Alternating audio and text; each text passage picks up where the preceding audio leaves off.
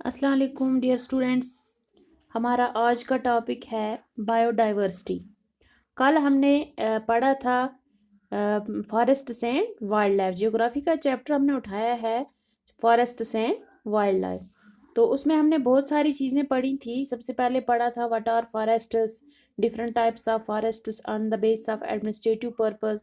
फिर हमने wild life के बारे में भी पढ़ा था कि व्हाट इज़ वाइल्ड लाइफ। और फिर मैंने आपको बताया था कि व्हाट इज़ नेचुरल वेजिटेशन। आज हम पढ़ेंगे इस कंसेप्ट के बारे में। मैंने आपको थोड़ा बताया भी है। तो आज हम बात करेंगे बायोडाइवर्सिटी के बारे में।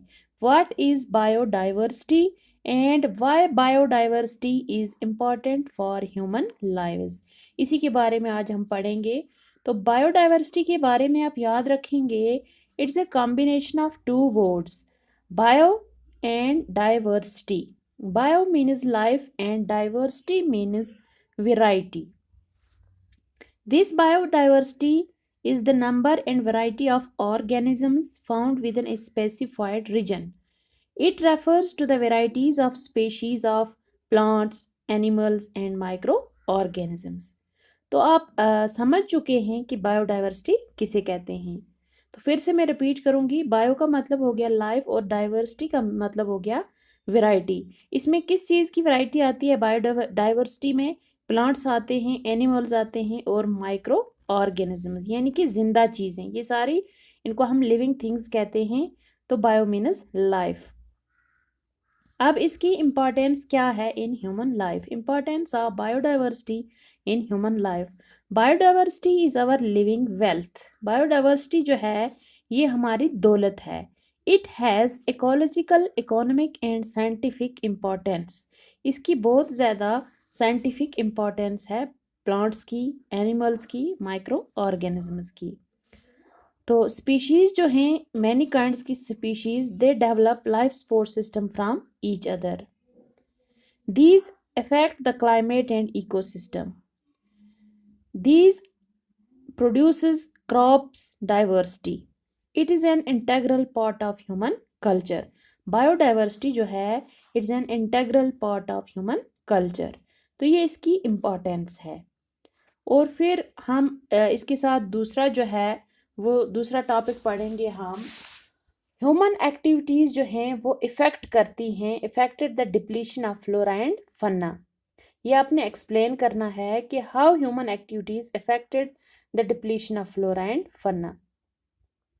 तो मैं आपको बताऊंगी, मैंने कल भी बताया आपको फ्लोरा एंड फन्ना किसे कहते हैं।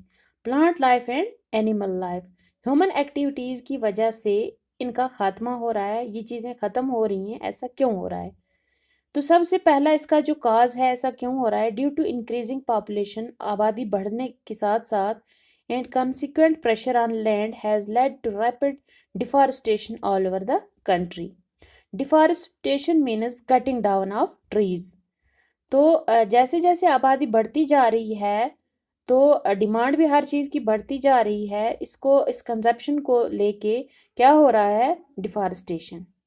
1951 से लेके 1921 तक 26,000 स्क्वायर किलोमीटर जो फॉरेस्ट एरिया है उसको क्लियर किया गया है for agriculture. Why? Due to increasing population. ये इसलिए किया है कि आबादी दिन ब दिन बढ़ रही है तो एग्रीकल्चर की डिमांड है। तो 26,000 स्क्वायर किलोमीटर जो फॉरेस्ट्स हैं उनको काटा गया है। तो इसी से क्या हो रही है? डिफॉरेस्टेशन। तो हम कह सकते हैं it is depletion of flora.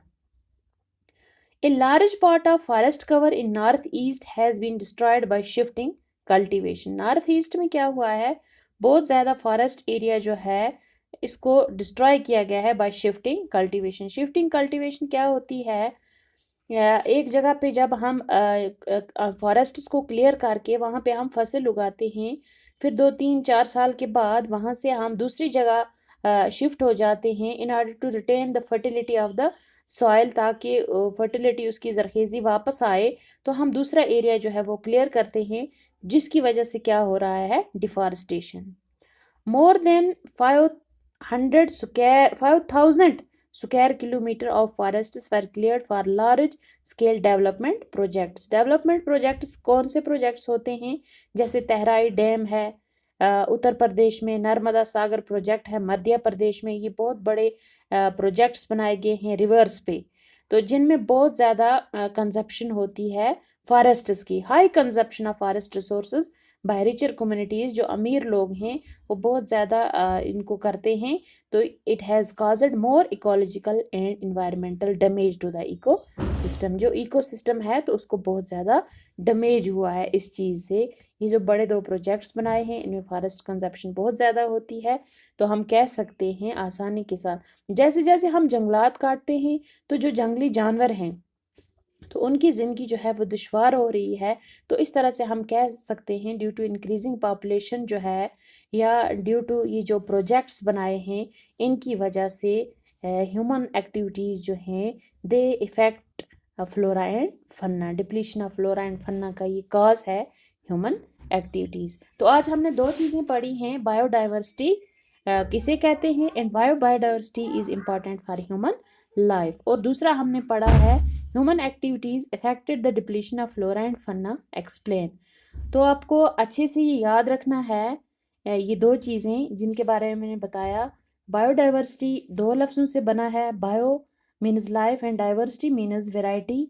तो बायोडाइवर्सिटी में बहुत सारी वेराइटीज़ ऑफ ऑर्गेनिजम्स आते हैं within a specified region like plants, animals and microorganisms, और इसकी बहुत ज़्यादा इंपॉर्टेंस है ह्यूमन लाइफ की, इसमें ह्यूमन लाइव्स में बायोडाइवर्सिटी की। फिर मैंने आपको बताया कि ह्यूमन एक्टिविटीज़ की वजह से डिप्लीशन हो रही है फ्लोरा एंड फन्ना की।